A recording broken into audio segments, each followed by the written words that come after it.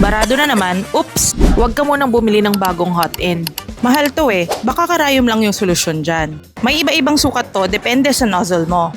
Ito yung tinatawag na hot end. Itong plastic na green dito ay papunta sa hot end. Yung hot end, yung mainit na part at tutunaw sa plastic.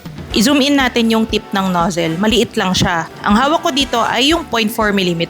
Minsan, bigla na lang yung magkakabara. Bihira naman sa 0.4. Sa 0.2 ako madalas nagkakaproblema. Siguraduhin mainit ang nozzle kapag gagawin to. Nagtry akong mag-extrude manually pero ayaw lumabas. Kapag may ticking sounds din, barado yan. Bago ko kalasin itong buong print head, tutusukin ko muna ng needle. Minsan madaling araw talaga nito gustong magbara. Hassle kasing magbaklas, baka kaya naman ng karayom. Manipis tong karayom na to, so dahan-dahan lang sa pagtusok para hindi siya maben, para magamit mo pa ulit. Susubukan ko ng tusukin. Medyo mahirap lang kaya wag kang huminga. Minsan makukuha sa isang tusok, minsan hindi. Mag-e-extrude ako ulit para matest kung may lalabas ng filament. At ayan, diretso siya, okay na, hindi na barado. Take note, ito ay magwo-work lang kung ang bara ay nasa nozzle. Kung ang bara ay nasa extruder, katulad nitong ABS filament na to, kahit anong tusok mo ng karayom ay hindi yon gagana. Kailangan na talagang baklasin yung print head kapag ganito ang problema.